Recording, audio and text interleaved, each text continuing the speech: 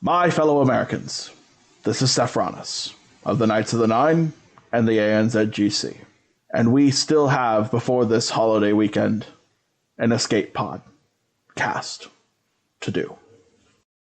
Before we can embrace barbecues and parades, liberty and fireworks, we must first talk about shard farming and how 2 times 0 is indeed still 0. And how many times we can be pestered to join territory wars. Gentlemen, take it away. And everyone have a wonderful Independence Day. One is a Grand Arena specialist from the UK. The other is a territory battle tactician from the US. Together, there are no signs of intelligent life on board. With both having played this game since launch, the one thing we are sure of is that you will be entertained. The Escape Pod Cast, a service of the Escape Pod Castaways. A weekly podcast about the mobile game Star Wars Galaxy of Heroes. Live from the network studios of Yavin 4, here are your hosts, Neil Andrew Eyre and Paul Anthony. Coming up on this week's edition of the Escape Pod Cast, Wrecker finally becomes farmable. Yeah, and there's an amazing pack if you're, wanting to farm the Dad Batch. You mean Bad Batch? I said what I said, but there's a bug in the pack for some. Again with the bugs? Well, kind of. It's on OS 15. Is that even out yet? I kind of signed up for the beta. Why would you do that to yourself? Because I like hurting myself. I don't know. Well, at least you have a calendar to look at on the forums. I did, and I'm a little worried. Oh boy, why? We'll get to it. We'll get to it. Darth Loquitur joins us for our incoming transmission. Hey, you finally get to talk to a guy who loves alts as much as you do. And then there's Patron's Choice on the bridge. And there is no new episode of Helly and the Noob just yet, but we'll explain why on the bridge as well. All this and breaking news as and if it happens. Right here on the Escape Pod Cast. The Escape Pod Cast News.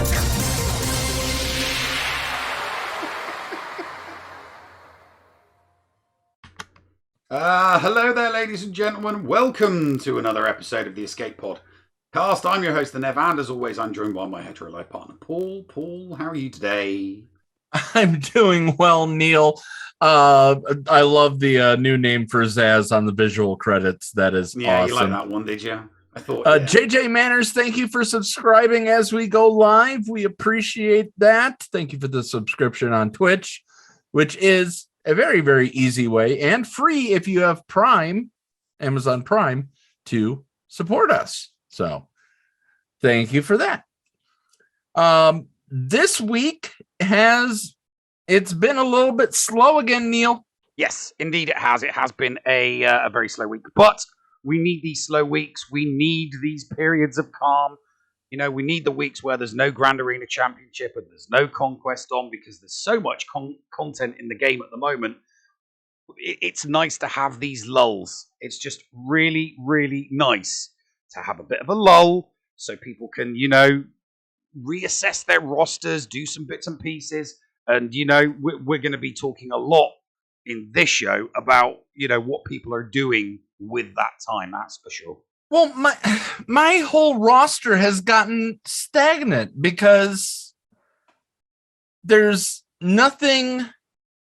When we had epic conquests and we had legendary characters and there was stuff to chase. Now I ain't chasing a damn thing, and I don't know what to go after because I don't want to get stuck behind the 8-ball. So this is what really, this is what is leading to some of the burnout that I talked about last week. Yeah, but okay. I don't know what to say to that. These quiet most people like these quiet periods. I mean, you want something. So what? Your primary complaint is you don't have something to chase.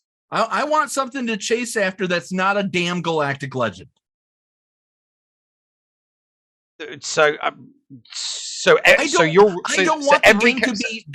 don't want it to be Star Wars Galaxy of Galactic Legends. I want the game to be Star Wars Galaxy of Heroes. I want different stuff to do that's not leading up to you need everything to go after this. So every character in your roster is perfect how you like it. There's no gear level or set of mods that you're chasing. I don't want to be caught with my damn pants down anymore. I'm getting sick and tired of it. Well, then this is a lull, so hoard for the next thing that you need to chase, so you don't need to chase it. You know, there's so many people who knew that this, Galactic Legend Kenobi was coming. Jedi Master Kenobi was coming. Didn't chase squat. They just hoarded like mad. And then, when one of the characters popped up that was a requirement for Jedi Master Kenobi, that they chased hard to the requirement on that character. I am chasing the Bad Batch because I think that the Bad Batchers are, and once again, I did this with Phoenix. I did this with, oh my gosh, I'm so traumatized I forgot what it was. I did this a little bit with the solo characters. I was into them because I wanted to see them bring a unique something into the game for that. What I got with the solo characters was a freaking mod heist mission. What I got with Phoenix, we got Thrawn with it, but there was more to it. There had to be more to it. But there wasn't. That was on the old engine though, you got to remember. It was a lot harder to do stuff on that old engine, and we've been running with this new engine, this new engine that CG, the new version of Unity that CG's been running with. It's been a year. It's actually it's 1 year anniversary of the new Unity engine that CG has been running, and when you look at what we've got the Crankle, we've got the Conquest, we've got challenges, we've got loads of, a ton of facelifts, a ton of characters with facelifts, some good, some a little bit weird, and some just, absolutely incredible, I'll always hearken to Grief Karga, They should never have given us Grief Karga, Carl Weathers, as good as they gave us Carl Weathers, because now I'm expecting every single character that they give us to be as good as that. But you do make a good point with the Bad Batch. We did get Wrecker farmable, but he's not on the same. He's not on the same list as Take and Hunter. Well, yeah, but he's on a better. At least he's on a better farming node. I was very disappointed. All the other Bad Batch, I was really disappointed in their nodes because CG had, kind of fallen into this routine of putting new marquee characters when it was time to put them to the farm. They'd been putting them on nodes with something else. They'd been giving us double nodes, which I thought was great. Definitely great for new players. Really, really outstanding for new players. And they didn't do that with the previous Bad Batch. They'd put them on 16 energy nodes. By the way, so far this episode, we've had follows from Joey DeGoat and Dragon 74017 Gaming. So thank you very much for that. The thing that annoys me the most about the Wrecker farm is that they put him on a good note. They put him on with the Galactic Republic Y-Wing, with the BLT, right? They put him on. I'm like 30 shards away from finishing it on my main. I'm nowhere near finishing it on my alt account, but I just wish it had happened sooner because now I'm only going to be farming that node until I get my 7-star Y-Wing. As soon as I get my 7-star Y-Wing, I'm not going to bother farming that node anymore because I have no interest in the Bad Batch because, they're Cairo tech eaters, So today they released a pack, $25 for 25 shards of all four. All four. So you get 25. So you get 100 shards. You $25. 100 shards for $25. Is there any gear in there as well, or is that just it's just shards. Just shards of the 4. Wonderful pack, right? Great idea, right? Yeah. So fast forward to me doing that. You know, I like my characters. I like 7-starring my characters. I purchased it. And then I went back to purchase it a second time. And it told me, you've already purchased this. Oh, so it's a 1 purchase limit, is it? No, it's a 2 purchase limit. But right, iOS is telling me that I've already purchased it. Okay. But as we said in the intro, I upgraded to the beta of iOS 15. Yeah, you did. I have no idea why. I don't do betas, not when it comes to software for tablets and phones and PCs. I had a very bad experience with a Linux beta, Linux GUI version way back in the noughties, and it just wrecked my PC. It was supposed to be a beta that ran and looked and felt like Windows XP, but it was Linux. I installed it. Why did you go to something that looked and felt like Windows XP when it's Linux? If you do, you know, Linux uses bugger all memory, bugger all CPU, bugger all hard drive space to get something that was designed to look and feel and run like Windows XP, but only using 1/4 of the computing power required to run Windows XP. Yeah, it was a no-brainer. So I was like, yeah, sign me up for that beta. I'll give that a try. And it was just buggy as, you know, the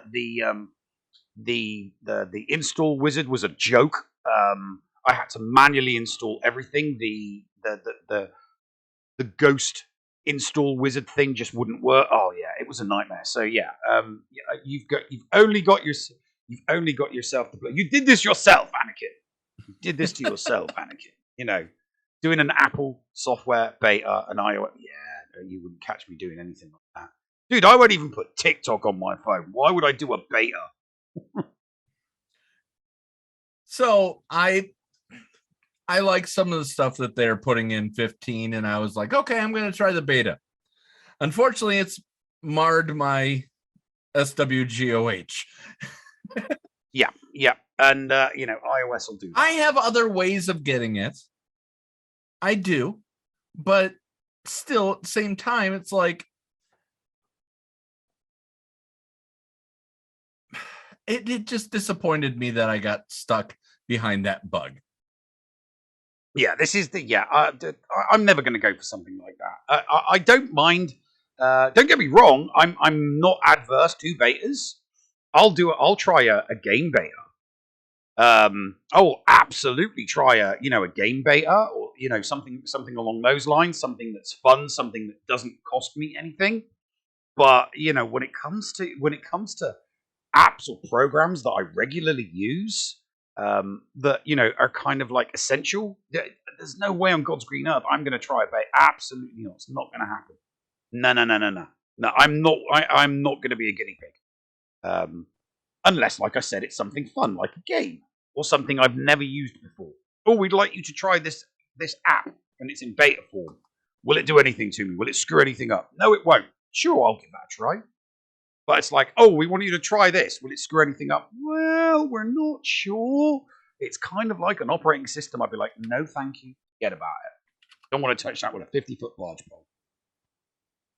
That's the way I feel. That's the way I will move on. And like I said, that's why I don't do TikTok. Or WhatsApp. There's about half a dozen apps out there that I just won't touch with a 50-foot barge pole, to be perfectly honest with you. I have security concerns. And before anybody says, oh, yeah, but I bet you've got Facebook and Twitter. It's like, yes, but I had those back in, before most people were born. Or even old enough to own smart devices. I was using Facebook before we had smart devices. And I was using Twitter. There we go. I just took care of the second pack. So. Oh, so you've got it now. There you go. I got the second pack because I got BlueStacks on the middle monitor right now. All right, okay. Then quit your belly aching. You've got your 50 of each I was able now. to do it, but I'm just worried when we finally go to iOS 15. Is the fit going to hit the shan? Is the excrement going to hit the oscillating device? Well, that's why they do these betas. So the bugs get reported and they fix it before they roll it out for everybody else. It better not. I tell you something. It better not affect me. It better not affect this because this is the only way I can play my game. Hey, don't worry. You don't buy anything. It only affects the whales and the dolphins and the aquatic That's a good point. life. I never buy anything, so it's not going to affect me. So I don't care. But by the way, take a guess where my Bad Batch are right now. I don't know. 6 stars. I've got Hunta and Tick at 6 stars. Ricka and Echo are sitting at 5, but they're about to go to 6. I mean, from farming the Y-wing, I'll probably get enough. Yeah, I'll probably get enough shards to actually activate him and take him to 4-star if I wanted to, if I did so choose to do. But I have absolutely no desire to do that, none whatsoever. Unless someone comes to me and says, unless we get the 5th, an obvious member of the the Bad Batch later on in the year, unless someone comes to me and says, yeah, 3-star Gear 8 Bad Batch are great on defense. Yeah, I'm not. I'm serious. I'm not going to do anything with them. I'm 5 tickets away from JML. I'm 5 tickets away from JML, and then once I've got my JML, I need to be putting all my efforts into getting gas. So, Bad Batch characters is like a pipe dream 2 years down the line. Unless, of course, subject to change. Unless they made the requirement for some awesome character that I really, really, really, really just had to have. Who would it be? Who would that be? Would you go after name only? Yes. Okay. It would be a JKL situation. I said from day one when JKL came out that I didn't care. I was going for it. I wanted him. I was going to get him. I was going to farm hard. I was going to haul myself out. I was going to pimp myself out. Bisweeze was my pimp daddy, and I was going to do what was necessary to get my JKL and get ready and get him to Relic 7, and I did that because I wanted that character. There's not a lot of characters in the Star Wars universe that I would go ham for. I mean, if it was something from the extended universe, probably, yeah. In fact, no.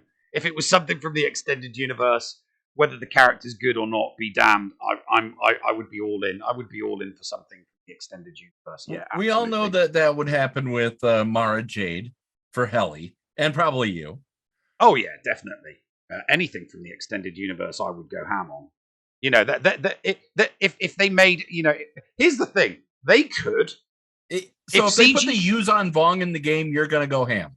Oh God, yeah. What if they put a character like that in this game? They could make the requirements the worst in the game, and people would still make. So it'd be like you've got to take Gamorrean Guard to 7 stars and Relic 7, Cup, and Ugnaught, right? But if you do that, you get a Mara Jade. I can guarantee you, people would whine and moan, but they would do it. People that never go for any of the other Galactic Legends that have relic characters that are semi-decent would do it. I would do it. I would waste all of the resources that the RNG gods send me on relicking those crappy characters in order to get that character. Because then I'm very much like Rambam is with Mace Windu in that regard. Oh dear Lord! So thank you to Grand Pigus for the follow during the live recording of the show, and they actually threw in a chat and says, "How long have each of you been playing?" I, Paul Anthony, have been playing since December of when the game came out. The year, I've been playing since the hard launch. Yeah, So Yeah, we I've been were playing since the hard launch. we both have been around since the beginning. Neil has. Why don't you explain your quote unquote role, if you will, What do you for mean? anybody new that's listening or watching or following, like Grand Pigus right now. Well, I'm your low. I'm a low tier Grand Arena Championship specialist. Not the up.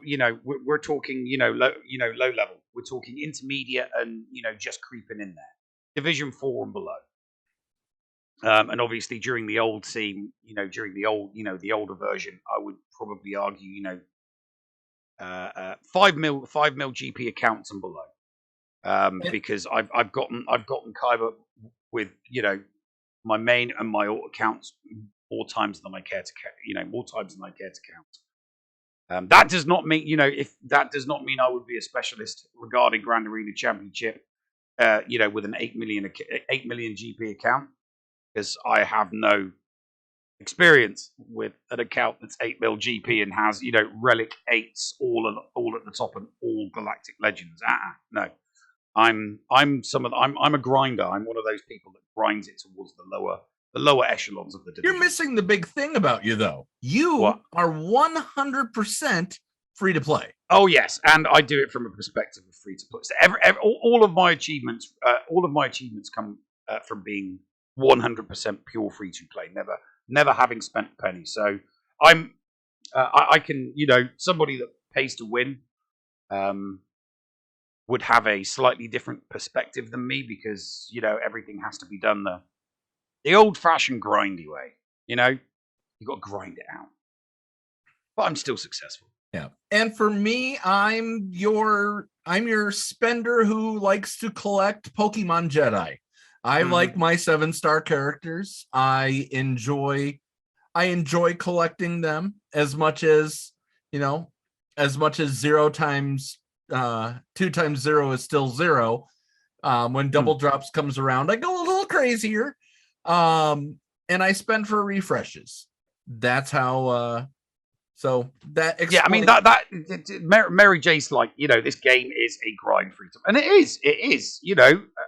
My main account is still at 5.5 mil GP, and I'm only now going for going to get my first GL, and I've got 4 accounts, and my main account is the only one that is even remotely close to getting a Galactic Legend.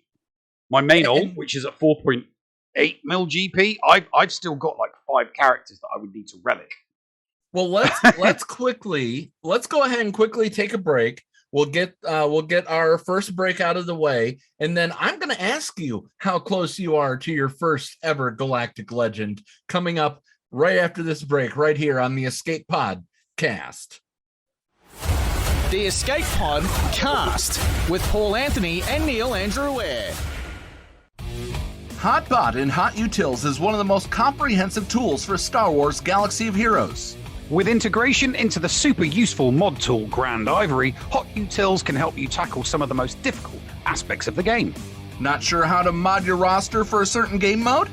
Use one of the many filters that automatically assigns the right mods to the right character in accordance with your guild needs. Now with the digital features that can assist you and your guild officers in territory battles and territory wars, HotUtils is an amazing value. And don't forget the useful tools for yourself in Grand Arena, like the in-depth and customizable compare feature. Got multiple accounts like Neil, but not the time to remod them all?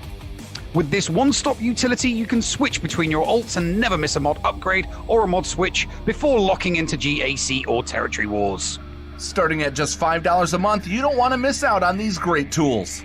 HotUtils is the new official remodding service for the Escape Pod Cast. Visit HotUtils.com to learn more. That's HotUtils.com. And go ahead and spice up your Galaxy of Heroes experience. Hello, friends. This is Thaddeus from Going Nerdy, and I approve this message and am compensated for signups for this service. The world's largest audiobook library is at your fingertips, and the Escape Pod Castaways wants you to try it for free. Head on over to escapepodcastaways.com and click the Going Nerdy offer button to claim a free audiobook and 2 Audible originals. Cancel anytime, and it's absolutely free to sign up. Check out Audible and support the Escape Pod Castaways, all for free. See Audible website for details. Restrictions may apply. Podawans, be sure to support the shows brought to you on the Escape Podcast Twitch and YouTube channel by becoming a Patreon. For as little as $2 a month, you can support us and get a little extra for yourself. With tiered rewards including access to ShittyBill's Arena Tracking Bot, after-show access, inclusion in the GA Center leaderboards, behind-the-scenes access, and much more. There is something for everyone on our Discord server. Head on over to Patreon, that is patreon.com/The Escape Pod and sign up today. Thank you for supporting and listening to the Escape Podcast. Hello there, I'm Paul Anthony, and as always, I am joined by Noob from Hellion the Noob to bring you the Patreon leaderboard, both on the Escape Podcast and GA Center.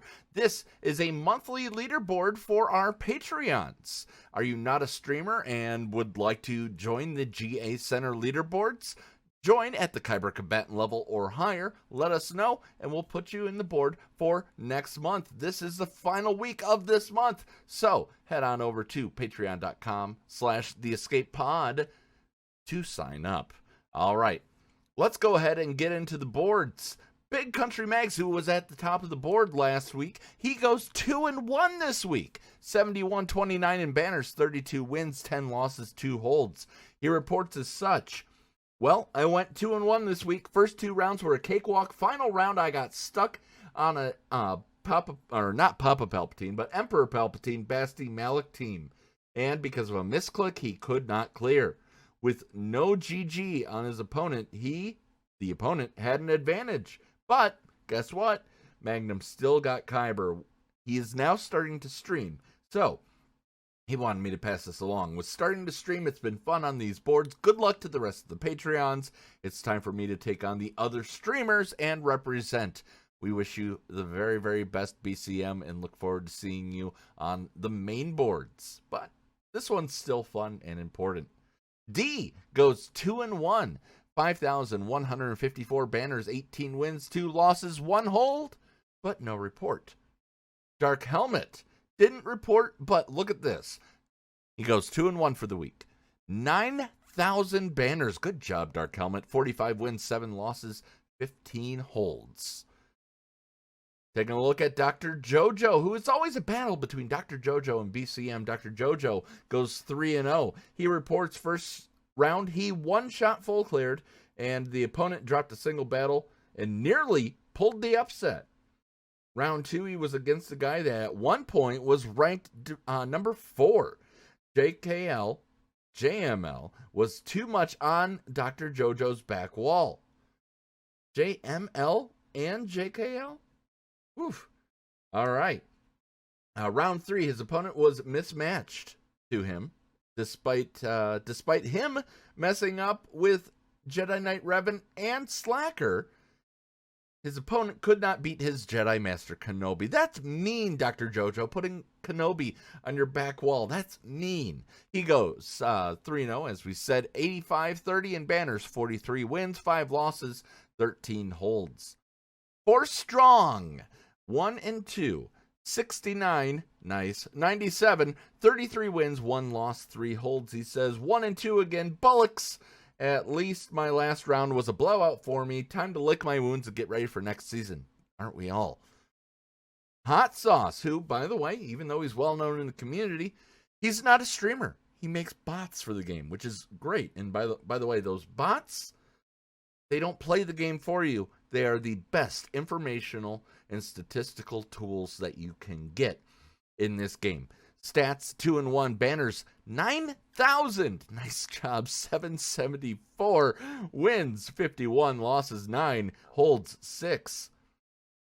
We move on to Schnarman, 1-2, banners 53-20, wins 19, losses 2, holds 1, but no report. And finally me.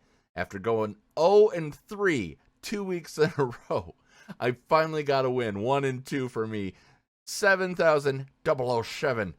Banners, 31 wins, 7 losses, 18 holds. Let's look at the final boards for the month.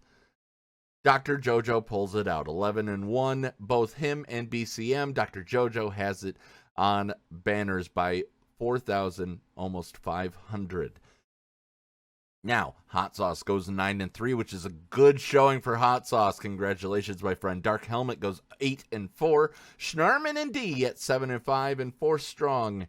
Right there at 50-50 with 6-6. Me, of course, 3-9. I'm looking forward to 5v5. I don't know about you guys. If you want to join these boards and you're not a streamer, head on over to patreon.com/theescapepod to sign up. Kyber combatant level or higher. If you're watching the Escape Podcast, we'll be right back with our second segment. If you're watching GA Center, get ready for Ranger and Neil to give you more of the big boys coming right up after this. Be nice to each other, damn it. We want you. Join the GAC chain gang today. This is the commander of the 506 Procrastination Battalion and the leader of the GAC chain gang. I am sending out a call to action for any SWGOH content creators on Twitch who would be willing to broadcast their GAC attack rounds alongside some of our best, including Mr. Jigabachi, Dr. Zeppers, Rico 1982, and the Bounty Honeys. What is the Chain Gang, you ask? We are an amazing group of content creators who are dedicated on streaming the Grand Arena Championship attack rounds on Twitch. The idea is to provide continuous content back-to-back from one streamer to the next and allow the viewers to enjoy more SWGOH content as well as enjoy the variety of streamers that are currently present in the group. If you are interested in joining the Chain Gang, please reach out to myself on Discord at AndyBeads, #7465, or you can send us a message on our Twitter page at ChainGAC. Join us today.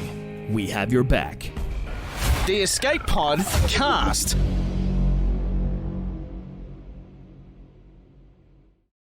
And we're back, ladies and gentlemen. Yes, we are. So ready Neil, to provide you with news and breaking news. Oh, wait a minute, hang on. There would be no breaking news, so yeah. Yeah, no breaking news right now, but... Ooh, did we just get a subscription?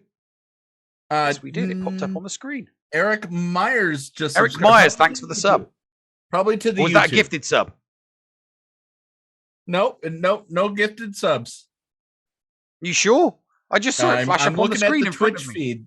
It also counts YouTube subscriptions. So Oh, right, okay. So so someone just subbed to us on YouTube, then. Thank you for the sub on YouTube. Much appreciated. Not going to complain. So let's talk about what you have going on with your GL hunt. I mean, you free to play from the beginning, your main account, your number one account, you're finally going for a Galactic Legend. How is it going? Yeah, well, I literally need 5 more tickets. Tickets. Tickets, yeah. So I've got 55, and then once I've got the remaining 5, which I'll be able to get once my energy refreshes in 2 hours, because I've already maxed out my crystals. So what do you say about energy. doing the? What do you say about? I know you're going to want to live stream that. I'll live stream it after the show. Okay. I will live stream it after the show. Yeah, absolutely. So you have your climb, your arena climb. Yeah, my arena climb starts at 9, and then obviously at the end of your arena climb, that's when you get your bonus energy. So I will have clocked up the energy, and then the bonus energy will take me over the 100, and then I'll just use that on one of my random light side farms to get tickets. The Now, 5 remaining tickets. You've been doing this pretty quick, Neil. I mean, how have you had the crystals to pay for all of this? Oh well, I still make top 5 in my I still make top 5 in my fleet arena. I actually got number 1 a couple times this week, which is always nice. But I usually take second or third or fourth. So I'm getting 300 there, and I always make the top 100 with my JKL squad arena. So I regularly make the top 100, so I get 100 there. So I usually make between 4 500 crystals every single day. So I have been able to build up a nest egg of between 8,000 and 9,000 crystals, which I've been building up in the event that I'm, missing 1 or 2 pieces of gear here and there for JML. I know I've got the gear to take someone from 11 to 12. I know I've got the gear to take JML from 11 to 12 and then from 12 to 13, but I don't know if I've got all of the gear I need to take them from 1 to 10. So, there might be a stun gun or some stun cuffs missing here and there, and that's dear what that Lord. is. So basically, the reason why I've been going ham on my crit for the last 3 days, I've been going 50, 50, 50, 100, 100, 100 to take my energy to just over 800. And then I've been using that all on the Chirotech node, the Lightside 7C, I think it is. Mm-hmm. And the reason for that is because that's what I did too, but go ahead. Yeah. Well, I was farming. I was just doing it regularly because all of my farms, with the exception of 2 of my farms, everything is light side.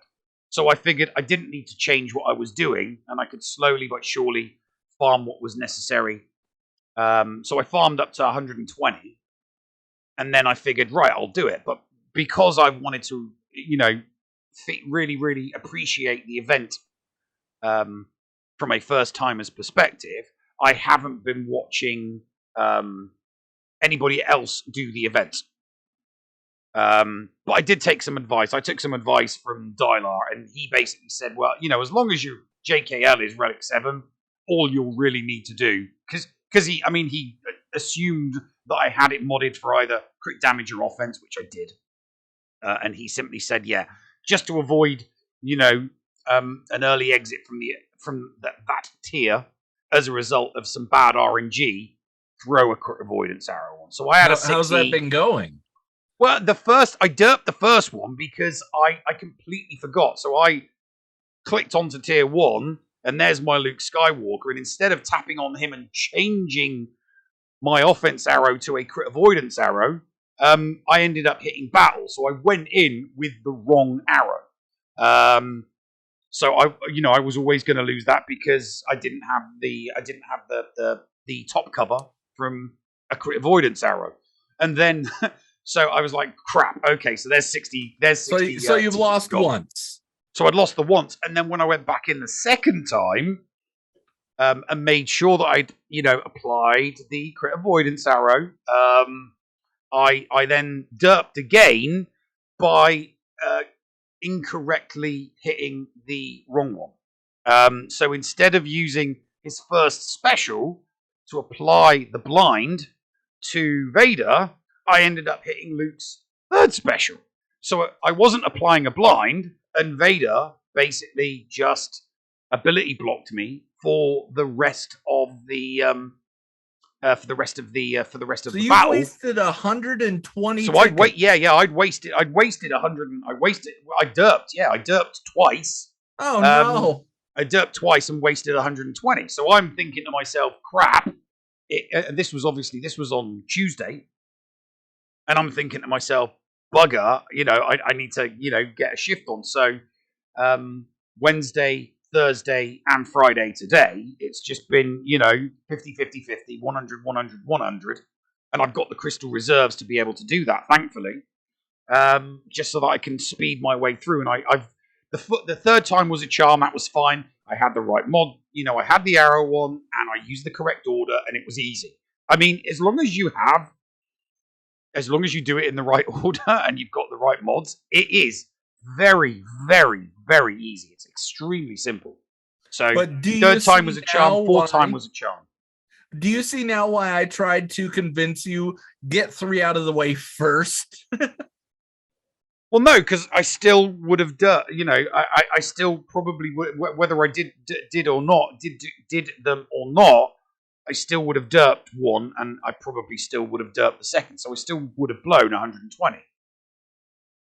I probably still would have blown 120.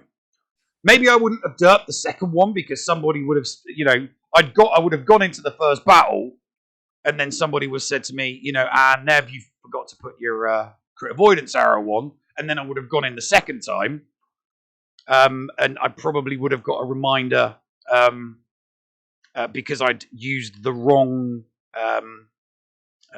kill order. I'd used the wrong ability order on that first one because I wasn't thinking straight then. I was just thinking, crap, I'm going to lose this. Just do anything to get it over and done with so I can start the next one.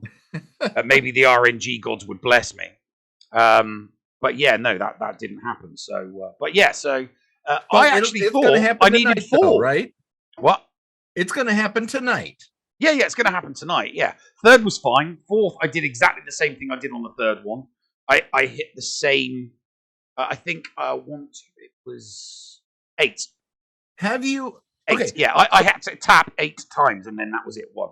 As a free-to-play player, have you regretted this journey at all? Well, no, because I'd gone for JKL. I'd already, relicked. I'd already taken to Gear 13 and relicked the majority of the characters already necessary for JML. Throw into the mix the fact that I had to take JTR to 7 and R2D2 to 7. I'm happy with that because it just makes my JTR squad better, and I use that all the time in Grand Arena Championships. And throw into that mix. The fact that we just got a raid. Thank you for the raid, Slugmug. Yeah, 13 people. 13 raiders. Very much. Add to the mix that I also had to do Mon Mothma and Chupio, and they're 2 great characters. You know, my Mon Mothma regularly gets holds with Cassian and K2SO on 3v3. I'm going to try her on offense with 5v5, and we all know what Chupio and C-3PO do on a CLS team. They're just formidable. So there was no regrets in any of the characters that I had to relic and take to a certain relic level regarding JML, because every single character gets used and has a purpose, with one mild exception to that. And I would add that exception to the rule would be Lando Calrissian. Because for JKL, you only had to take him to Relic 3, but for JML, you had to take him to 5. So I did that first. That was one of the first ones I did because I was cringing all the way from Relic 3 to Relic 5. It's like, oh, just get it out of the way. And it's like a plaster. Pull it off fast. So it's like, right, I'm doing Lando first. I don't want to have to leave him till last. I left R2D2 and Ray. The ones that I had to take to Relic 7, those were the ones that I left to last. And they were the grindy ones. That took all of June. It took all of June. That is true. To Relic 5. That is true. Slugmug, thank you very much for the subscription to us on Twitch during the live show. We appreciate that. So, much appreciated. So, yes. So it's, fingers crossed. I mean, we'll see. I will, like I said, I'll fire up my solo stream immediately after the show. I'll fire off the screen share on my iPhone. You'll see me do a couple of, I'll do a couple of squad arena battles, a couple of fleet arena battles, until I can get my energy refresh. And then as soon as I've got my energy refreshed, I will spend it. I will get my tickets. I will do that. Because I thought you had to do all four of tier 3, all 4 of tier 3 in order to get it. But it was 4 from tier 2 and 3 from tier 3. Right. So you only need 180. And it was Dylar it was you and then Dylar that told me you only need to complete tier 3 to actually activate JML. So I'm quite happy with that. As soon as I've done this third one, I'll activate him, I'll gear him up, I'll ability him, I'll throw some mods on him. I don't have the most amazing mods in the world. I've got some good health. I've got a couple of good health sets with some average speed on them, but he doesn't need speed. He just needs health. So I've been Neil, told. My question to you is, this entire journey that you have taken pretty much past what year? Ever since JKL, because JKL just got put in the journey guide. Yeah, I mean, I didn't get JKL the first time around, but I started the farm for him when he came out. So June of last year was when I started my journey to JKL. And then obviously once I got JKL, then it was the journey to JML. It started off slow. It did start off slow.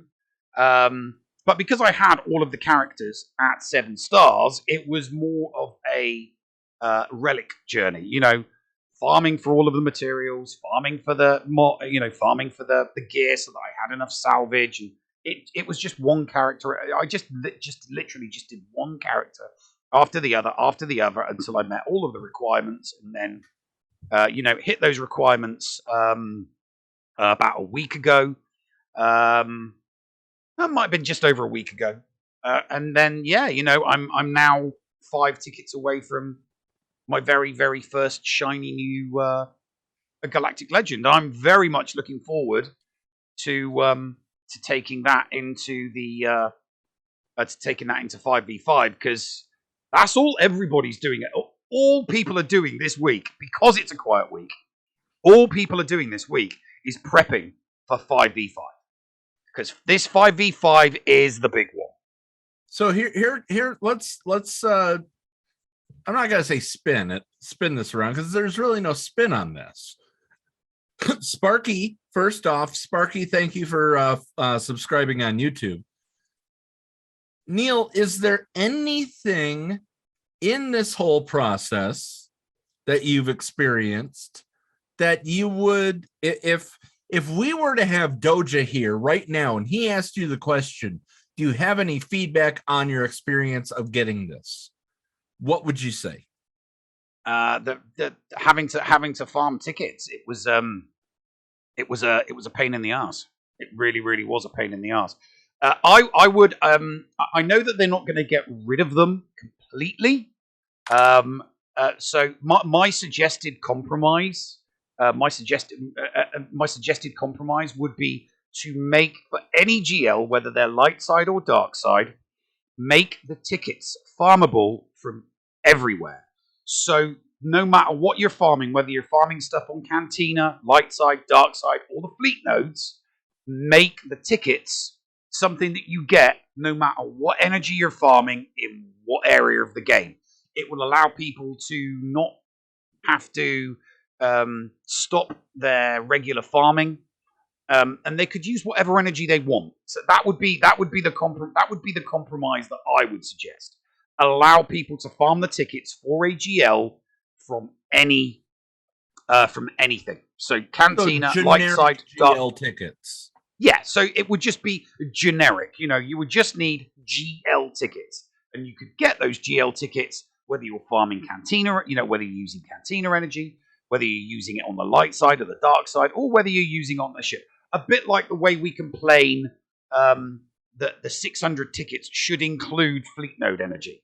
I would argue that a good and reasonable compromise from CG would be for them to say, you know what, since we're only doing GLs one at a time now, we're going to make it so that when the GL comes around, that you only have to farm it from, it doesn't matter what node you're farming it from.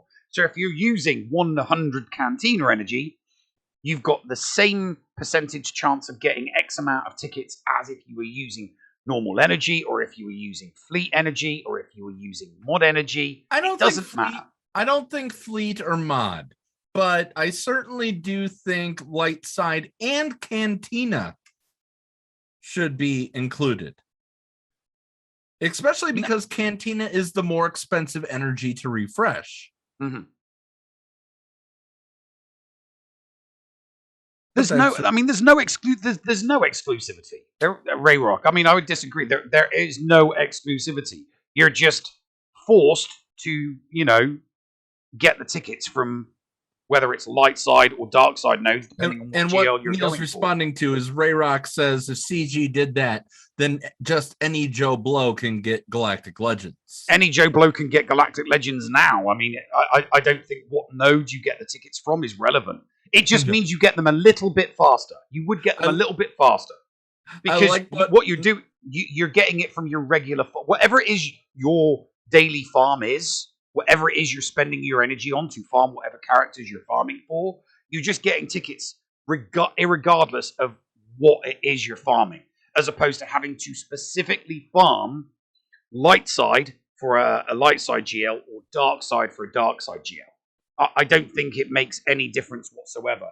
All it does is kind of reduce that time period. So instead of it taking, X amount of weeks, it might take, a week less, or maybe a week and a half less.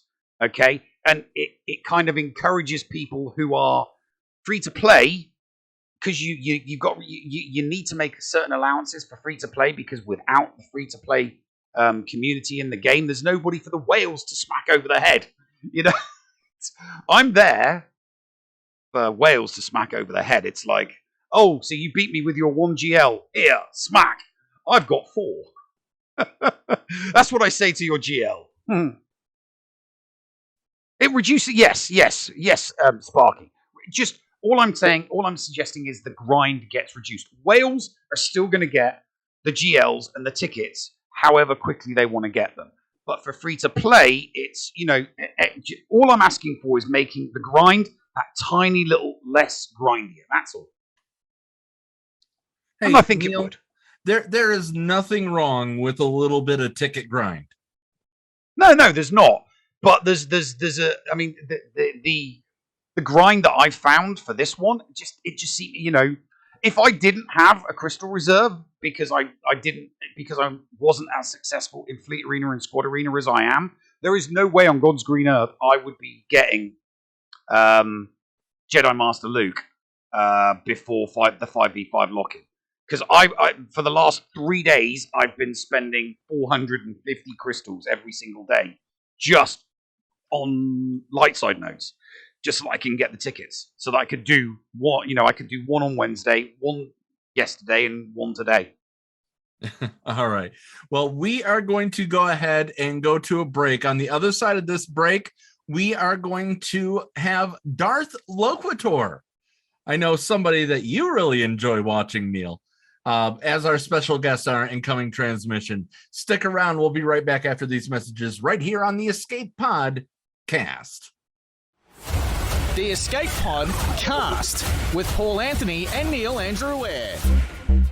Hello, Escape Padawans. It is the Llama here to remind you that the Escape Pod Castaways are on social media.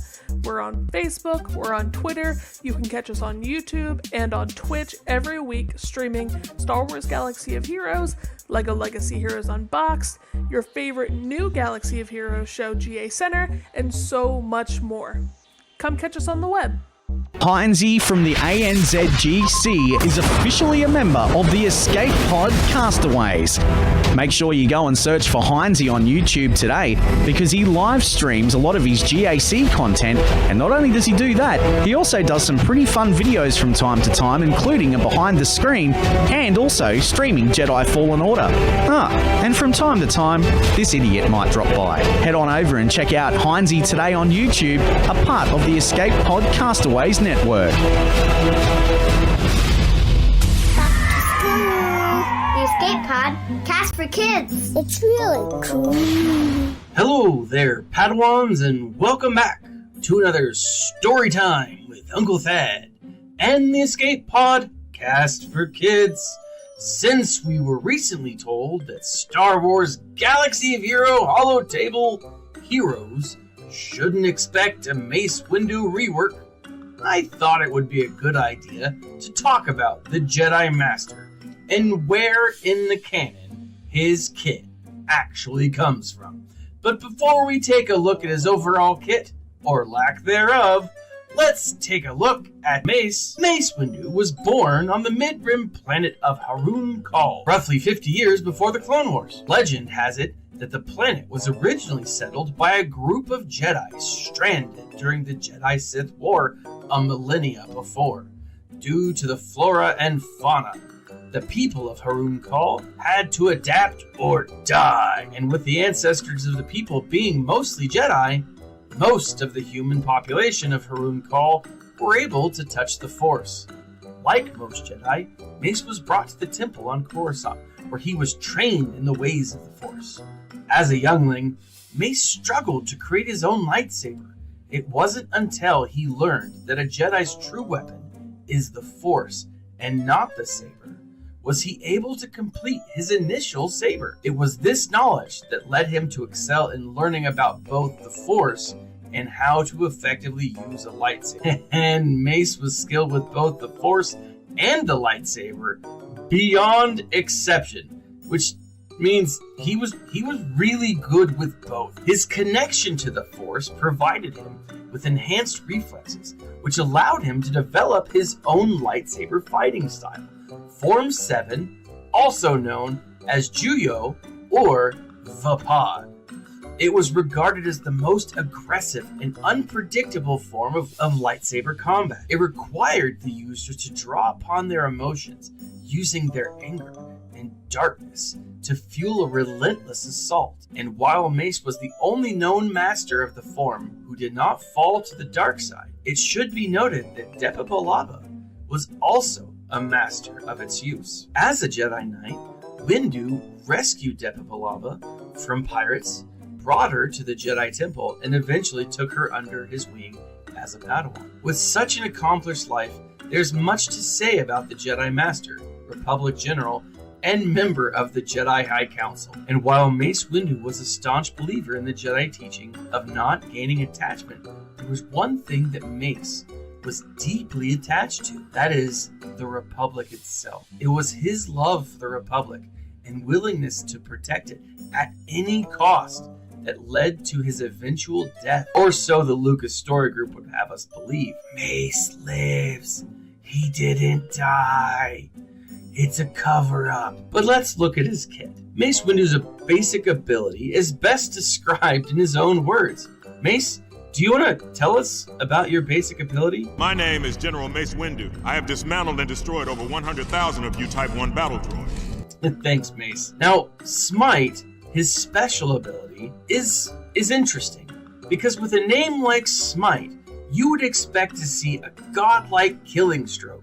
Something directly from the Old Testament that brought down snakes and plagues and all kinds of biblical crap. Maybe a decapitation, maybe the removal of the opponent's head, or simply a beheading. Something biblical in proportion. Instead, it takes all the positive effects from an opponent. That feels less like being smited, smitten.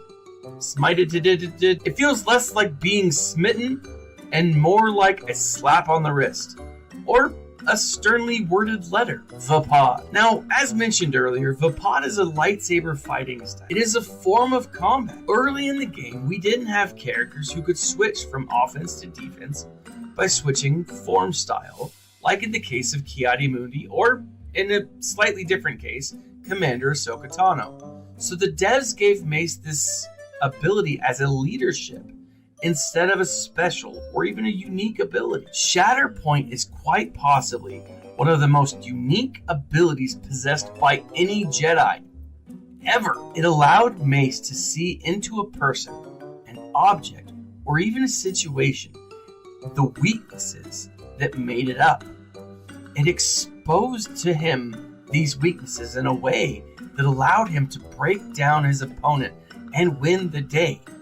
In reality, this is one of the few abilities that the current kit has right. Now, I say current kit because, of course, the developers over at Capital Games are going to give us a second Mace Windu, right? I mean, why wouldn't they? But anyways, that's all for me this week. Tune in next week for more story time with Uncle Thad on the Escape Podcast for Kids. HotBot in HotUtils is one of the most comprehensive tools for Star Wars Galaxy of Heroes. With integration into the super useful mod tool Grand Ivory, HotUtils can help you tackle some of the most difficult aspects of the game. Not sure how to mod your roster for a certain game mode? Use one of the many filters that automatically assigns the right mods to the right character in accordance with your guild needs. Now with additional features that can assist you and your guild officers in territory battles and territory wars, HotUtils is an amazing value. And don't forget the useful tools for yourself in Grand Arena, like the in-depth and customizable compare feature. Got multiple accounts like Neil, but not the time to remod them all? With this one-stop utility, you can switch between your alts and never miss a mod upgrade or a mod switch before locking into GAC or Territory Wars. Starting at just $5 a month, you don't want to miss out on these great tools. HotUtils is the new official remodding service for the Escape Pod cast. Visit HotUtils.com to learn more. That's HotUtils.com. And go ahead and spice up your Galaxy of Heroes experience.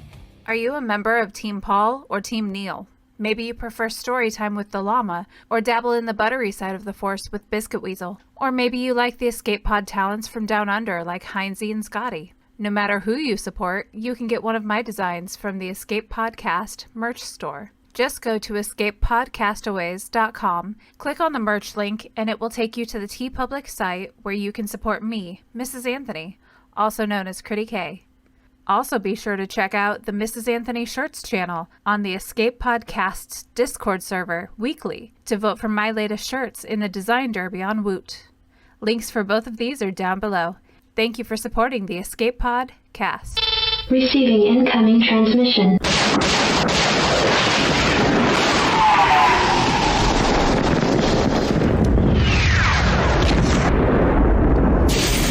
Receiving incoming transmission.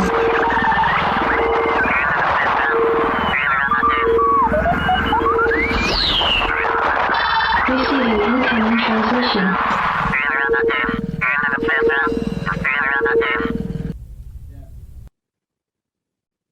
And welcome back, ladies and gentlemen. It is time for another interview. It's time for another incoming transmission. So, tell us about our guest. A little under 8 months ago, this person bust onto the SWGOH content creation scene, and they took it by storm with their little TED Talks, as I like to put them. They run two different accounts with two distinctly different ways of playing, which always intrigues me when you take two different avenues and arrive at almost the same result. But we'll get into that in just a moment. Ladies and gentlemen, a special thanks to Nabokov fan for pointing this guy out to me and pressuring me to make sure that I had talked about this guy. And then once I finally got to know him, I am glad that he did. Ladies and gentlemen, welcome to the Escape Podcast, Darth Loquitur. How are you, DL? Doing great. Thanks for asking. Excellent. So let's start off with the most often asked question when it comes to you. Why do you have quit in your name? There's no quit in Loquitur. Well, except the whole middle part. No, it's a Latin word. It means talks. So I'm literally Darth speaks. That's it. I'm evil guy talks. There you go. So let's start out with the standard questions that we ask every guest. So what is your current GP of your main account? 5.2 million. Okay. Do you have any alts? I have one alt. Yes. And what is that GP? 1.47. All right, so you got a 5 5.25 and a 1 3/4. Now, how long have you been playing? I started playing in October of 19 with my main account, so a little over a year and a half now. Wait. You have a 5 million account, and you've only been playing a year and a half. I think that I don't have to ask this question, Neil, but I'm going to ask it anyway. Can Neil give you a shiny free-to-play card? No. even on the alt. No, so I've been gaming forever, and I'm also in business, and I'm, in some sense understand how business is run. And I always have this feeling like if I'm playing a game free to play, somebody has to pay to make the content. They're paying programmers to program stuff. And I feel almost obligated to give something back. So usually when if you enjoy it, right? Yeah. So in the case of the alt account, I do $20 a month, and it's just kind of a token to say, that's my contribution back to the game. And when you're first starting an account, that first time you spend the $20, it makes a pretty decent difference. But, I didn't even spend my $20 last month. I didn't need to, so I just kind of didn't do it. but yeah, so it's, I don't know, a minnow account or whatever you would call it. But I'm very public about it. I don't call it a free to play account. It's a $20 a month account. And when I do my account updates, I always list out like how much I've spent as of right now. And that's your alt. That's your alt account, is it? Yeah, that's the alt account. So what's the deal with the main account then? The main account is a hyperdrive bundle, $100 a month. And then I did spend a little bit more because I got anxious at the end of my SLKR and I didn't want to wait. And I messed up the finalizer timing. So I kind of had everything for SLKR and I didn't have the finalizer, and I just said to heck with it and went in and bought crystals and bought shards and finished it. So I think my spending on the main account is a lot less than people think. But still, I mean, over the course of a year and a half, I've probably put between $3,000 and $4,000 in it, something like that. So nice juicy fat whale then. Does that put me in whale status? I don't know. Yes, yeah, because a kraken buys everything, but a whale is about $100 a month. Yeah. Okay. Yeah, because there's dolphins, there's minnows, there's tadpoles, there's algae, and then there's nymphs. And then there's free to play. Yes. And I would think of those as what are those what are those fish that you see swimming underneath whales that just get their free lunch? It's not plankton. No, they're fish, not plankton's not fish. Yeah. Are they moras or something like that? Yeah, remora. I think that's the right word. Yeah. What else got it? Yeah, remora. So that's what free to play are remoras. So we should stop calling free to play free. We are remoras because all we do is swim by the whales and eat the scraps. That's what we do. And Ray Rock's a goldfish.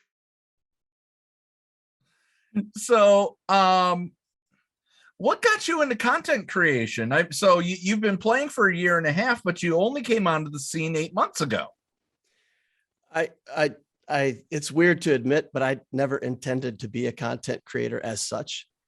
I thought about an alt account, and I'm an engineer, so I'm sitting there like looking at all the different things that I can do and trying to figure out, because what I did on my main account, and there's so many games out there that reward you for having a big roster. So the more things that you can gather, the more aspects of the game that you can play, the further you can go. So when I started Star Wars Galaxy of Heroes, I'm like, okay, I have to have all the ships. I have to have all these characters. I need the Night Sisters. And I started building like all these teams. And then I'm like, wait, what? Like the game punishes you for having a lot of galactic power. So then it took like, I don't know, probably 6 months for me to wake up and go. It used to reward you though. It used to reward you, DL, because territory battles, which is my first love in this game. If your guild had a high galactic power altogether, you didn't have to complete so many waves of things in territory battles. So that was a compliment. But now with Grand Arena Championship, it's like, oh, you're an early adopter and you fluffed everything so you could help your guild. Well, screw you. You're going up against focused rosters. Yeah. So but that just made me think, man, if I could start over again, knowing what I know after a year of playing, like I could build a lot better account now. Like I could really do a lot better. So I started an alt account, and then they announced that the double shard drops were going to be put into play. And I thought, I'll just start recording this. I'll just like go through and take a look at my account and see what it is. And I'll just make these videos. And then, someday if I'm doing well in Grand Arena, somebody's going to say, well, how did you build this account? And I could just say, hey, go over here on YouTube and check it out. And like, maybe somebody would watch my stuff. And like you said, it just took off like instantly. And I really thought people were going to see my stuff, and I'm like making PowerPoint presentations, and it looks like some kind of bad college class or something like that. And I'm like, man, people are nobody's gonna like this content. And I got so many comments. People are like, this is great. It's well thought out. It's like, I can go back through it. I could see your logic, and people started liking that stuff and asking for more of it. And I thought, oh, okay. Let's do this. Let's do it. So it's been, it's been really fun. I'm having a great time with it. Excellent. So, I mean, you went from black and white PowerPoints with a few pictures here and there to these full-fledged things in about, what I would say, 2-3 months? Yeah, for sure. Yep. So, and I always love looking back when we have a guest. I always go to their first ever video. I always go to that just to see where they came from and where they're at now, because 9 times out of 10, it usually is a stark difference. But you've gotten, and I'm not talking stark difference from, we had the High Ground Kenobi just recently, where he was inspired by other content creators and just went out and did. But yours, you've gone from, as I said, welcome to my TED Talk, to welcome to my TED Talk fireworks. That's a big compliment. Thank you. Appreciate that. And you even have numbered episodes. I mean, you have ways for people to end up, following along 5v5 strategies and your progress of your game. You do really, really good work. What are there anybody that inspired you along this way? Yeah, absolutely. And so, like I said, I've worked my way up in my career to a position where I manage a factory. And I had a boss one time that told me, if you want to be successful as a leader, you need to learn to identify good people, surround yourself with talent, and, use their skills to make you look good, and then give them the credit for it. And I found that to be true. And my channel attracted some really smart people and some really great gamers. And honestly, I was, a little bit humbled by it, because very quickly I got people like Nabokov fan, a guy named Darth Vader, and both of them just offered. They're both in chat right now, by the way. Yeah, and they said, your Discord is garbage. Can we help you build the Discord? And I'm like, yeah. Like, what did I do to deserve this, guys? But yeah, let's, fine. It's great. And my whole Discord server is built from their knowledge and skills, certainly not my own. I'm like the dumb kid at the back of the class going, what did you guys do? How did that work?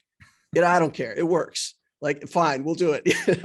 So, and the PowerPoint thing, somebody just wrote in a comment one time, they're like, you need to watch Death by PowerPoint. And they put a link in there, and I watched it, and I was like, oh, well, that's interesting. People don't like black and white PowerPoints. And the next day I made a different video with a different color. And seriously. And recently people said, we want to watch modding videos. And I'm like, no one in their right mind wants to watch somebody sit there for an hour playing with mods. Like, You would be Seriously. surprised. But I said, okay, fine, I'll do it and I'll see how it works. And like, I'm still getting hits on a mod video that's like 5 weeks old. People are going back and watching it. And I'm like, this is okay. All right. So a lot of what I've done has been really by listening to my community and letting them influence me. Of course, I can't do everything that somebody brings up, but yeah, it's just people say stuff and I'm like, that's a pretty good idea. And then Angry Wookie, actually, who just followed us on the Escape Podcast Twitch channel as well. They said, and I want to make sure that you hear this. I came back to the game because of Darth Loquitur's videos. That's great. That's more rewarding than anything else about the channel. You know, if we're really helping people, that you know, once it started taking off, that's another thing you got to do, right? You got to have a value proposition. Like, why are people going to come look at my stuff?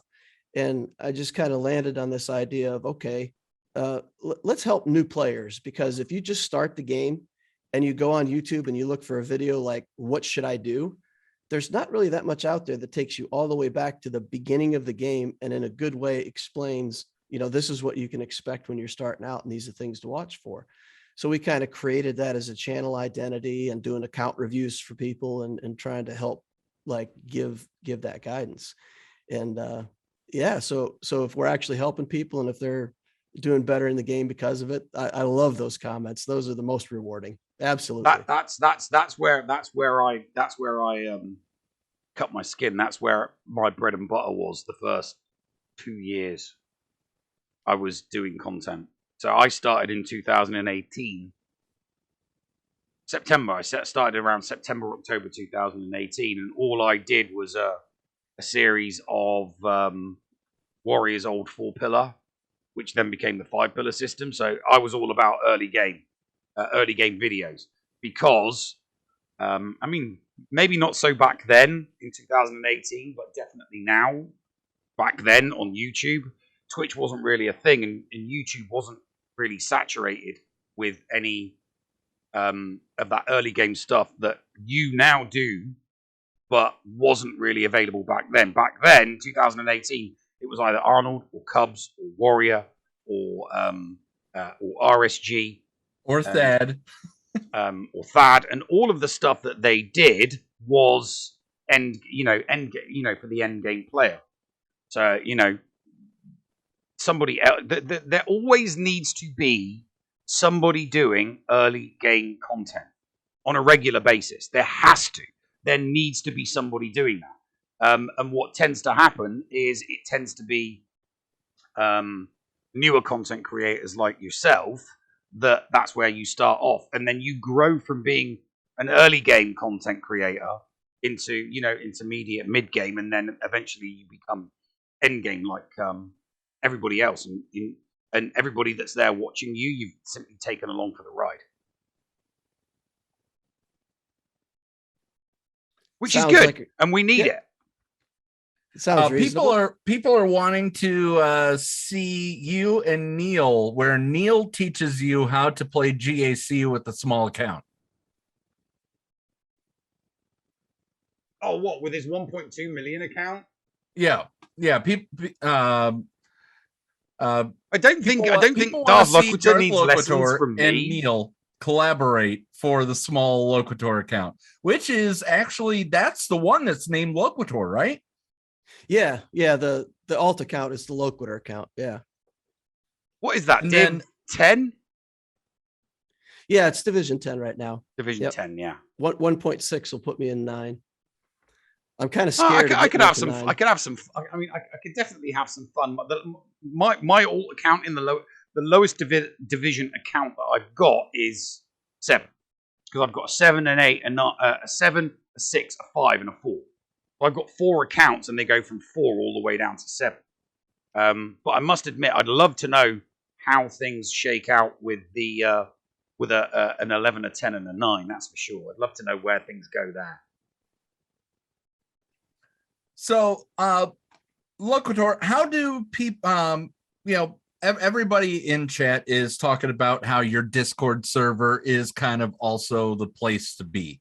I'm going to make sure that I put your Discord server in the notes as well.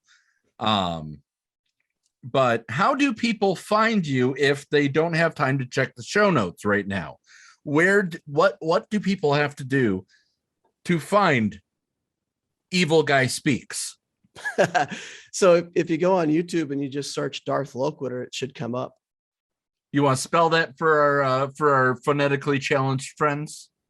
Darth, just like Vader, and Loquitur. There we go. There we go. What do you have coming up? What, it's been a quiet week because there is no GAC. What is coming up right now? Well, I'm in the middle of a big project that I bit off. So what's coming up is the next video in that series, and it's the Loquitur Beginner's Guide for 2021, which hopefully will stand the test of time and won't have to be redone soon. And what we did, the smart guys in my channel, I call them the Dark Council. So we've got a group there who, they give me advice and try to straighten me out on certain things. And they're also a great sounding board. So we keep getting questions in the channel like, should I build gas or Malik? Should I go SLKR first? How do you rush a galactic legend? Why do you build the Revens? And it's the same questions over and over again. I have a question for you. Yeah. What should I do with, everybody kept telling me to relic 8 my Dark Trooper. What do I do with it now? Well, let me finish my project question and then circle back around to Dark. You got it. How does that sound? So with all these questions, we kept talking, and I like chess.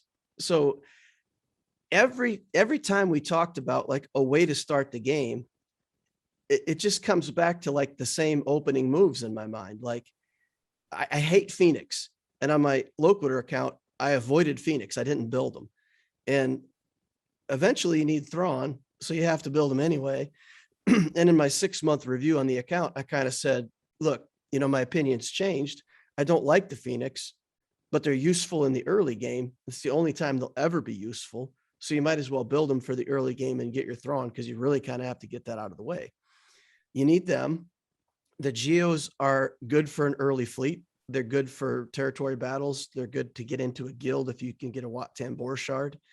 So you land again and again and again on just some core teams, Jedi, Geos, Phoenix. Those are going to be good no matter what you do in the future of the game. So we did a beginner's guide that's just those beginner building blocks, like how do you start the game? And then instead of saying, how do you build Revan or Malik? It's, what do you want to do in the game? Do you want a PvP? Then you build 2 Revens and a Malik right away, and you go for this PvP based stuff. And we lay that out for people. 2 Revens, Darth Malik into SLKR build, right? And we give people a clean path for that. Then one of the ideas that we liked that a lot of people started catching on to is we said, how do you build the strongest economy? How do you get the most free stuff out of the game as soon as possible? And we call that the Techno Union path. And we go through early game teams, like the best teams that you can build for assault battles and things like that, to really start ramping up your gear and acquisition in the game. And then we're going to do a path that's all about guild stuff, guild events. And it's going to, of course, have gas and all that stuff in it. And then we're going to do like a Galactic Legend rush. Like it's going to be the building blocks, like I said, Geos, Phoenix, and that stuff.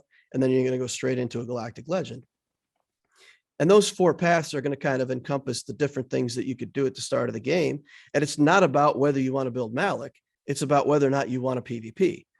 And if you're really looking to ramp up your early game economy, Galactic Legend Rush ain't it. That's not how you generate your early game economy. So we built the paths then around ideas. And I don't know how it's going to fly. And like I said, how many people are going to grab onto this and like it. But we're working on the 3rd video now. It's the Senator video. It's all about the guild stuff. I am the Senate. Yeah. So okay. So before we let you go, because unfortunately we're running out of time, I gotta know, what do I do with this Relic 8 machine trooper? you kill everything named Luke. So like the CLS team, the troopers just make a joke out of that team. This guy just pounds whoever you want to pound, whether it's Luke or Chewbacca first or whatever. Okay, what about Jedi Master Luke? Can I punch him with a robot? Oh yeah. I've punched him several times with the robot, and it is more gratifying than anything you can imagine. All right. We'll talk off air about that. Neil, any final questions for Darth Loquitur? Watch out, because your main account isn't that far off mine. So he's already threatening you for GA Center. Oh, we've had 2 interactive. So I'm messaging the people when I get matched up in Grand Arena just to see if they want to do an interactive. And twice now we've had people who know who I am and they agree to do an interactive, and it's just been a blast. It's been live matches are very God, so much fun. I mean, I've only ever done 2 live matches, and I lost the first one, but I still loved it, even though I lost by like 11 banners. It was still a lot of fun. I would lose to you in a heartbeat just to get the content. I would love it. No. I'm not gonna take a die. I would not accept a die. You'd have to. I'd want to win. I'd want to win by beating you at your best. So yeah, I'll make you work for it. I'm just saying, if I did lose, I'd lose with pride. I don't mind. It would be great. Yeah. And the fear is even less now, because after this weekend, after today, I will have finally will have 1 Galactic Legend. So yeah. You're what, 5.2? Yeah, 5.2. 5.2. So we're only 300k apart. So it's once you get into Division 4, no, hang on a minute. If you've got I am Division 4, 5.2, yeah. you will be Division 4. You'll be promoted, so you are going to be in the same division as me. So you've been promoted. So just buff that GP so that we can get matched. I will break out the referee shirt. I think it's still over in the old studio. I would love to referee that match. I've never had a live match against another content creator, so I know it'd be fun. All right. Well, Darth Loquitur, it has been an absolute honor and pleasure to have you on the show. Any parting words before we launch you out of the escape pod? No, just to thank everybody who's watching the channel and everybody who's over on the Discord. I mean, the reason for doing this is because of you guys. And, I really respect and appreciate everybody that's over there helping out, and the newer players who are learning from it. And that's what it's all about. So thanks, everybody. All right. Well, guys, stick around. We'll give you the reason why you're going to see a repeat of Hellion the Noob coming up after the break. I know you even asked about it, didn't you, Loquitur? I did. Yep. Yeah. So content creators of all sizes love Hellion the Noob, and you should too. We'll be right back after these messages right here on the Escape Podcast. The Escape Pod Cast with Paul Anthony and Neil Andrew Ware. Hotbot in HotUtils is one of the most comprehensive tools for Star Wars Galaxy of Heroes. With integration into the super useful mod tool Grand Ivory, HotUtils can help you tackle some of the most difficult aspects of the game. Not sure how to mod your roster for a certain game mode? Use one of the many filters that automatically assigns the right mods to the right character in accordance with your guild needs. Now with additional features that can assist you and your guild officers in territory battles and territory wars, HotUtils is an amazing value. And don't forget the useful tools for yourself in Grand Arena, like the in-depth and customizable compare feature. Got multiple accounts like Neil, but not the time to remod them all? With this one-stop utility, you can switch between your alts and never miss a mod upgrade or a mod switch before locking into GAC or Territory Wars. Starting at just $5 a month, you don't want to miss out on these great tools. HotUtils is the new official remodding service for the Escape Pod Cast. Visit HotUtils.com to learn more. That's HotUtils.com. And go ahead and spice up your Galaxy of Heroes experience. Does your guild want to tap into their full potential in Star Wars Galaxy of Heroes? Yeah! For as low as $1 a month per guild member, your guild can unleash the power of the game in ways you never thought possible. Ooh. Track your arena movements, guild progression, and much, much more. Contact ShittyBill and get one of his shitty bots on your server today. Just look for him on our Discord server and tag or message him for more information. The link for our server is below in the description. Shitty bots, don't let the name fool you. Podawans, be sure to support the shows brought to you on the Escape Podcast Twitch and YouTube channel by becoming a Patreon. For as little as $2 a month, you can support us and get a little extra for yourself.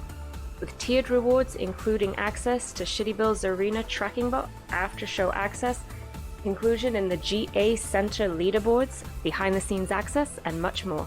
There is something for everyone on our Discord server. Head on over to Patreon, that is patreon.com/theescapepod and sign up today. Thank you for supporting and listening to the Escape Podcast. And now time for something completely shameless. We start this episode in orbit above the planet Rune, in the Outer Rim territories. The planet Rune is known as a hive of scum and villainy. Spice smugglers and space pirates hide out on the planet Rune's surface in one of its many cantinas, trying to avoid attention from galactic authorities. This is the setting that we find ourselves in to begin this episode of Helly and the Noob. You sure you want another Carillion ale? Yeah, might as well. All right. It's your funeral. Oh, great. Here we go. Well, hey there, pretty lady. Not interested, pal. Hey, buddy. Why don't I get you a drink on the house and you just walk away? Just mind your business, barkeep. This is an A-B conversation, so you can just see your way out of it. Now, where were we? We were at Not Interested, pal. Come on, sugar bun. Don't be like that. What part of Not Interested, pal didn't he get? Another Carillion ale? Yeah, why not? Dude, it's your funeral. Oh, great. Not again. What's up, girl? Not interested, pal. Hey, buddy. Why don't I get you a drink on the house and you just walk away? Why did you go back to serving drinks, bartender? Killing my vibe. Now, where were we? You, me, couple of fuzzy tauntauns. It'd be great. We were at Not Interested, pal. Oh, come on, babe. Don't be like that. Okay. What part of Not Interested, pal didn't he get? Another Carillion ale? Are you sure you want to be wasted by the time he gets here? I got a high tolerance. Keep 'em coming. Your high tolerance keeps costing me bar patrons. Oh, great. Not again.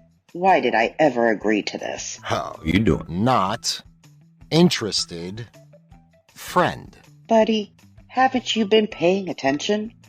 Why don't I get you a drink on the house and just walk away? Why don't you get me whatever she's having, and then you can go away? So, where do we leave off? We left off at Not Interested, friend. Listen, honey, don't you... What? I used friend instead of pal this time. Ugh.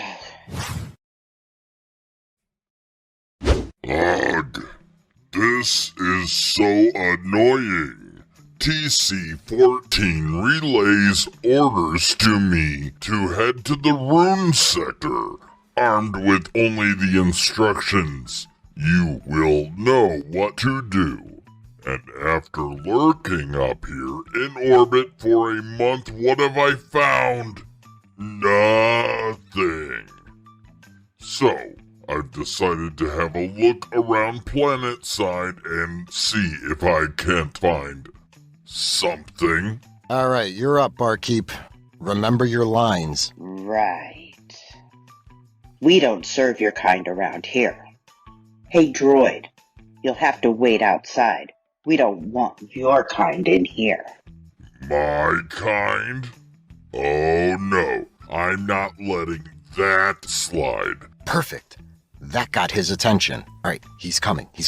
Oh, great. Here we go. I hope you know what you're doing. What did you mean, my kind, bartender? Are you prejudiced against droids? Where's your manager? You have business here, partner? That voice. No. My audio receptors must be malfunctioning. Excuse me, miss. This doesn't concern you. Are you sure this doesn't concern me, partner? This bipedal ape creature has a voice that's quite similar to the vile, salty Spartans, but the Greek is bald, and this character has long, flowing hair. It can't be him? My audio receptors must be in serious need of repair. Listen, Linda, I said this doesn't concern you. Now, bartender, I demand an answer, and I am not leaving until The name ain't Linda, partner. This dank ferric is asking for it now, and that low, raspy, irritating voice, it's gotta be what's messing with my audio receptors. Listen, Linda, Felicia, Helen, whatever your name is, I said this does not concern you.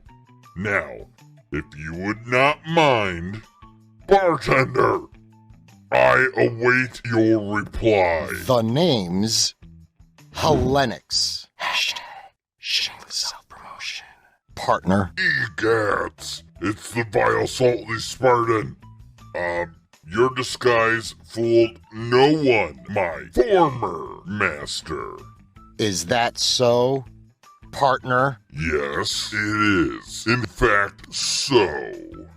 Your wig was crooked, and your glasses clearly are not prescription. Listen, Helen 9, it's time to end this, once and for all. Well, what are you waiting for, partner?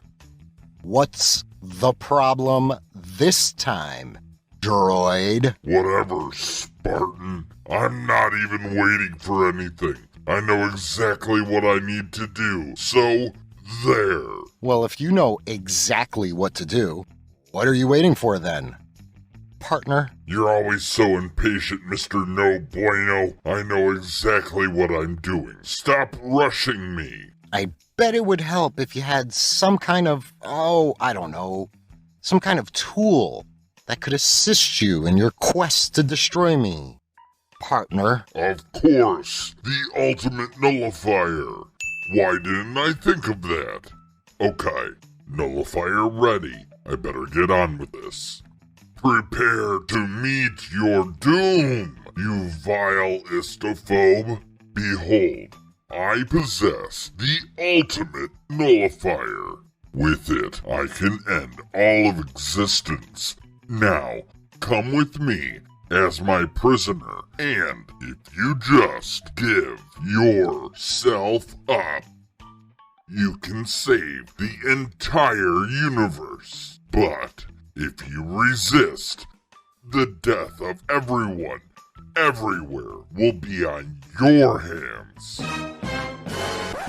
Nope, I won't be doing that, partner. How many times are you gonna say partner? It's becoming quite annoying. If you do not surrender and come with me as my prisoner, then I will. You wouldn't dare. You don't have the internal wiring, partner. Oh, you think that I wouldn't, because I totally will. I am prepared to sacrifice everything to bring you to justice. Last chance, SWGOH. You will surrender now, or we will all be destroyed. Whatever. Someone wake me up when this daffy-ass droid grows up here and pushes the button on that sci-fi novelty trinket. You sure he can't wipe us out with that thing? I'm 80% positive he can't. 80%? That's not exactly confidence-inspiring. Relax. The odds are in our favor. Okay, fine. You asked for it. I'm pushing the button. Everyone, listen up. He asked for this. This is clearly his fault. Don't blame me. I apologize for any inconvenience, but please be advised, the universe will now be erased. Wait, in no. 3, Oh, no. 2, Don't do it. 1. No.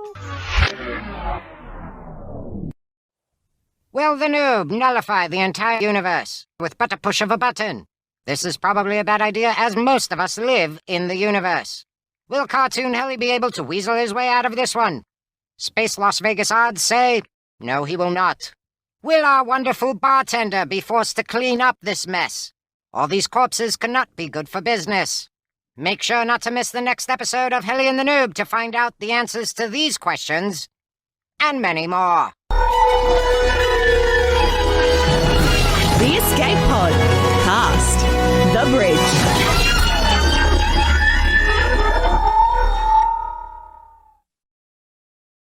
And welcome back to the show, everybody. It's Neil, Patreon's choice. It's the bridge. Question time. Sometimes I wish that I could, or think that I should record all the stuff that we talk about during the breaks. Such a fun discussion after the thing with Loquitur. So, and then we got to talking about Loki too. So, questions that need answering. All right. Zaz says, are you a fan of classic sci-fi, as in Buck Rogers and Flash Gordon? Yes. Best soundtrack, best 80s soundtrack to a sci-fi movie ever is that. Just the Queen soundtrack to Flash Gordon is just so awesome. Okay. And then Zaz asks, what is your favorite classic sci-fi? Mine would be classic Lost in Space. Mine would be The Day the Earth Stood Still. All right.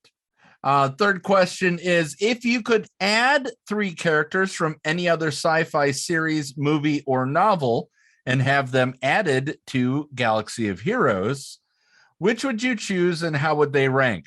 For me, nothing else until we get Hondo. For me, it would be Dark Helmet from Spaceballs. Dark Helmet from Spaceballs. Having him in would just be having him in the game.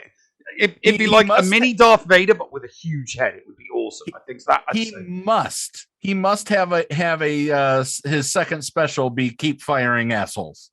Yeah. So there's that. Calls all other troopers to assist. I would put Snake. I would put Snake Plissken in the game. Definitely, he would have to be there. That would just be awesome. And a third one from another sci-fi. I would put the Predator in. I think So those would be my 3: Predator, Snake Plissken, and Lord Dark Helmet. All right, same question, but instead this time vehicles or ships instead of characters. Well, definitely the Winnebago from Spaceballs. Yeah, the Winnebago absolutely. The Winnebago from Spaceballs would just have to be in the game. That is just that's a given. That's a given. I would say a bird of prey, a Klingon bird of prey. Yeah, I suppose so. It's equivalent to what is in Birds of Prey are already in another game, though, aren't they? Yes, but Klingon birds of prey are a lot like the TIE Phantom that we actually have in the extended universe. See, I know all about ships of extended universe. I just don't know plot lines, Neil. So you gotta credit me there. I know all about the ships. Echo and Whisper flying the TIE Phantoms. Wonderful.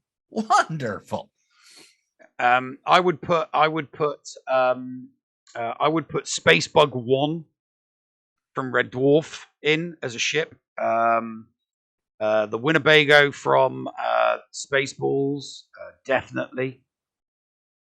And I would go for, let's see. Let's come up with something that would be a good cap. Let's go with the Nostromo as a capital ship from Aliens. Okay. But nobody could hear you scream, Neil. Doesn't matter. It would just nuke the crap out of your opponent's fleet. It would just have one special, blow everything up. It'd be like the Holdo maneuver, but instead of just destroying your opponent's capital ship, it would just have like a stupid cooldown, and then you tap the button and everything dies. Like just literally everything. Just everything dies. Except for one ship that gets called in that contains Ripley, right? Yeah, except for one. Yeah, except for the one. Definitely. That works. All right.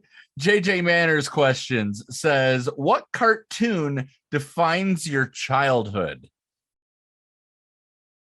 Probably He-Man. For my childhood, I'm going to have to say Teenage Mutant Ninja Turtles. For my adolescence, I have to go Ranma 1/2. See, I would go, from my childhood, it would be He-Man. From my adolescence, it would have to be Ren and Stimpy. Because just, when you're in boarding school, there's very, very little to do. And there's one TV room, and Ren and Stimpy was on at like 2 o'clock in the morning. And if we got caught out of the dorm after lights out, there was just going to be hell to pay. So we had to be like sneaky. We had a portable TV hidden in one of the spare wardrobes in our dorm.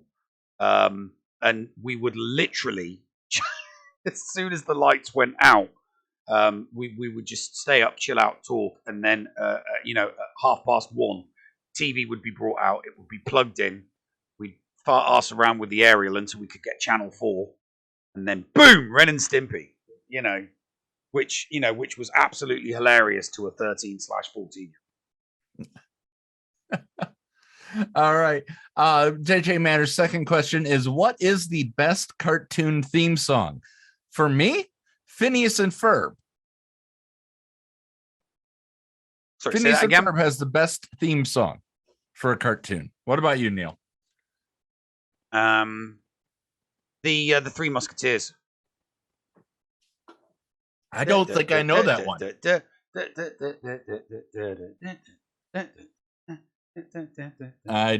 Yeah, Zaz knows what I'm talking about. Yes, Zaz, I know it's Starbug, not Spacebug. Don't make me change my mind to Blue Midget. All right. And JJ Manners' third question is, what cartoon would you love to see made into a live action movie? Sorry, an animated turned into a live action? Cartoon turned into live action. I would like to see the Roadrunner. That could work. That could work. I mean, are we talking live action, or are we talking CGI like they did with Sonic? Because obviously it was live action, but Sonic was CGI. Obviously, I think we can let it pass. I think we can let CGI pass, but not Tom and Jerry. Mm-hmm. But okay, well, Sonic would pass. In that case, I would have to go with She-Ra, because we got He-Man as Dolph Lundgren and Masters of the Universe, and it wasn't very good. But when I watched it, I was a kid, so I was still entertained. I think we're getting that. I would love to see. I would love to see She-Ra live action, because not the remade cartoon, the original She-Ra,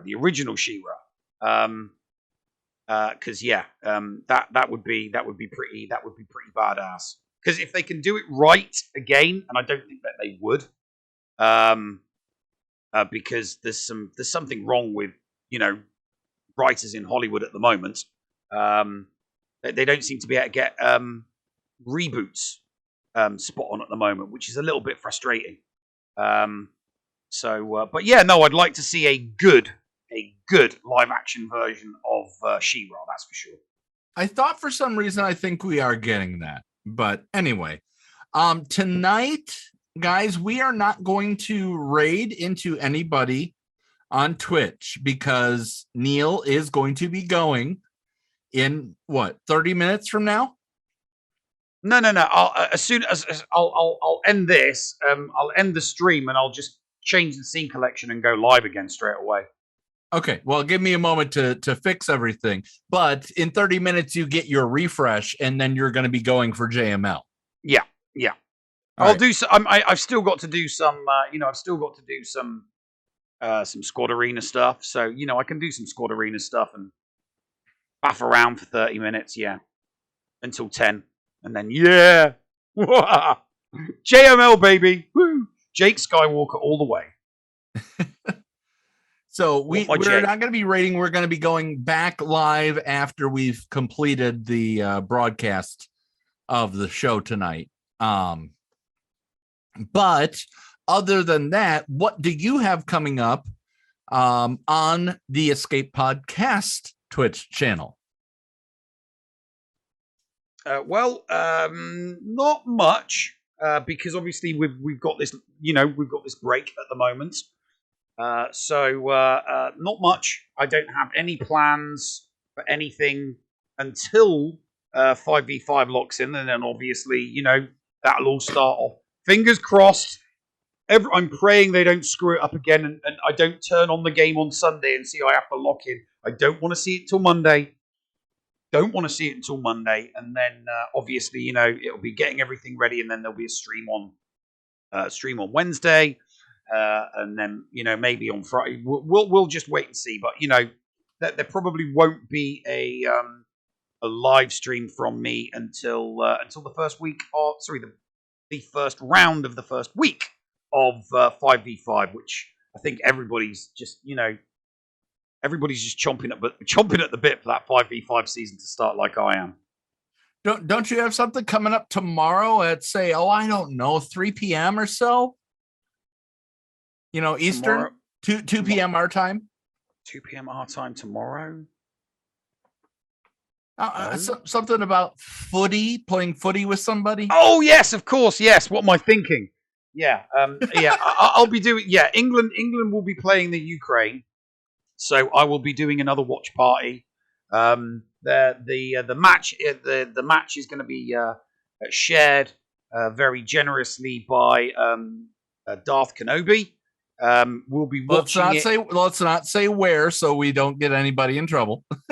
But we'll be watching it, and then I'll do a VC with a handful of people. I'm trying to get hold of my youngest because my youngest plays football. So I'm trying to get hold of her, try to get her in the VC, and then I'll do a watch party on the channel. And screams and jumping around, and it ain't PG. It's definitely not PG. Very, very, very adult content, but I'll have the scores flashing up. Vault 37 on Vault 37 Studios. By the way, if you're watching this or listening to it later, would love a follow on Vault 37 Studios on Twitch. On that channel, Christy, Critty K, and I are playing every single Lego game. And for you Star Wars fans, we are currently playing Star Wars, the complete saga. That is the first game in our 100% every Lego game, not marathon as in we're playing nonstop, but we will not. That is what we're doing, and we will not finish the game and move on to the next one until we've 100%ed it. Then we move on to the next one. We're trying to finish. Our goal is to try to finish all of the games before the Skywalker Saga Lego game comes out. And in that, we also have everything for Dimensions. So that's going to be a big one. So Ray Rock says, any trivia there? I might ask some trivia questions after the fact, after we ask them on Wednesdays. We'll see. It's a good question. Anything else, Neil? No, we're good to go, mate. All right. So, guys, we're not going to raid, but keep your browser windows open, because as soon as Neil is finished playing the outro, I'm going to update things. Neil's going to go get a drink, and he's going to come back. I will be jumping into the after show. Maybe the after show will be on the stream. Yeah, the after show will be on. Okay, so Neil will also join the after show, but we're going to watch as Neil, our free-to-play self-proclaimed king, plays to get his first GL. And it's going to be fun. Please stick around. With that being said, ladies and gentlemen, remember, be nice to each other, damn it. We'll see you next week. And thank you for listening to the Escape Pod cast. Neil, push the button. You got it, mate. Ta-ta for now, folks. What's going on? Where the hell are we? Paris? Thank you for pressing the self-destruct button. Attention! This is Colonel Sanders in forward command. Abandon ship! Abandon ship! All personnel proceed to escape pods. Close down the circuits. Evacuate the city. Self-destruct mechanism has been activated. Abandon ship! Where is it? Where is it? It's gonna be here. Out of order! Even in the future, nothing works. This ship will self-destruct in exactly 10 seconds. Counting down.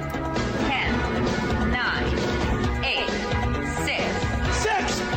What happened to 7? Just kidding. 3, 2, 1.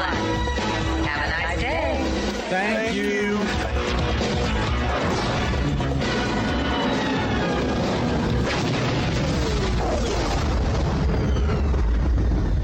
Hello, friends. This is Thaddeus from Going Nerdy. The Escape Podcast was filmed in front of a live studio audience full of tweaked out murder bears. Sit, Ubu, sit. Good dog.